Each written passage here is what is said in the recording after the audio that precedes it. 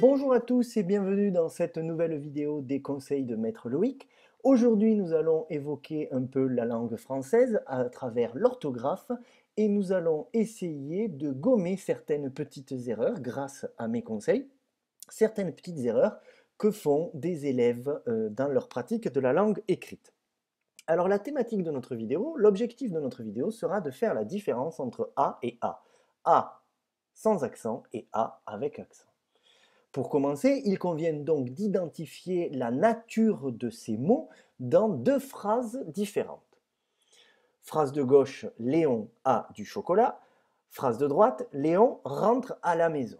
On voit donc bien que dans ces phrases simples, chaque phrase utilise le mot a, mais dans celle de gauche, il n'y a pas d'accent, alors que celle de droite, il y en a un. Pourquoi?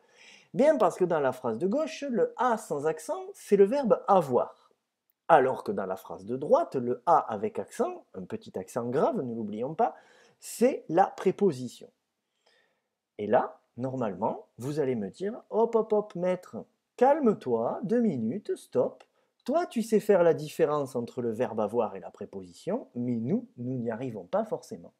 Et vous avez raison. Vous avez raison, parce qu'il arrive de ne pas savoir faire la différence. Donc, je vais vous donner ma petite astuce pour bien les différencier. Car ma petite astuce, elle est très simple. Pour choisir entre les deux, il faut changer le temps de la phrase. Observons cela à travers un exemple. Je viens de vous dire que pour choisir entre les deux, il fallait changer le temps de la phrase. Regardons la phrase « Léon a du chocolat » et essayons de la mettre au passé. La phrase va se transformer en « Léon avait du chocolat ». Le « a », le verbe « avoir » qui est écrit avec « a » ici, au présent de l'indicatif, va se transformer en « avait » à l'imparfait de l'indicatif qui est un temps du passé. Le verbe avoir est donc un mot variable. C'est un mot qui peut changer en fonction du sujet ou en fonction du temps employé dans la phrase. À l'inverse, essayons d'appliquer cette méthode au mot a avec accent, c'est-à-dire la préposition. Léon rentre à la maison. Transformons cette phrase et essayons de changer le mot a. Léon rentre avec la maison. Ce n'est pas possible. Ça ne marche pas. Vous le voyez de par vous-même. Léon rentre avec la maison. Ce n'est pas logique. Pourquoi?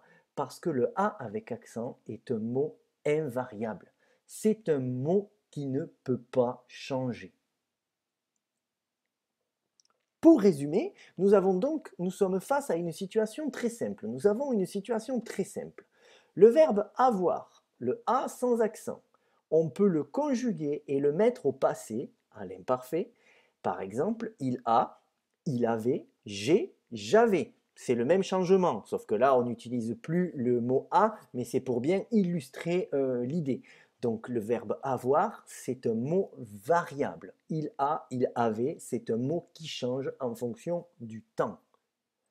À l'inverse, le a avec accent, la préposition, c'est un mot invariable, on ne peut pas le remplacer, c'est une préposition. On ne peut pas le remplacer. Voilà, j'espère que ces petits conseils vous ont plu et surtout qu'ils vous auront aidé. Vous pouvez répéter la vidéo plusieurs fois encore pour la réécouter et pour bien vous rapproprier les notions engagées. Je vous rappelle que dans tous les cas, l'erreur fait partie de l'apprentissage et que c'est en faisant des erreurs que l'on apprend et donc que l'on grandit. Si vous êtes à la recherche de nouveaux conseils, eh bien n'hésitez pas à nous rejoindre sur Facebook sur la page Conseils de Maître Loïc ou directement sur notre page YouTube, toujours sous le nom des Conseils de Maître Loïc. Voilà, je vous souhaite bien du courage, prenez soin de vous et à bientôt. Bye bye!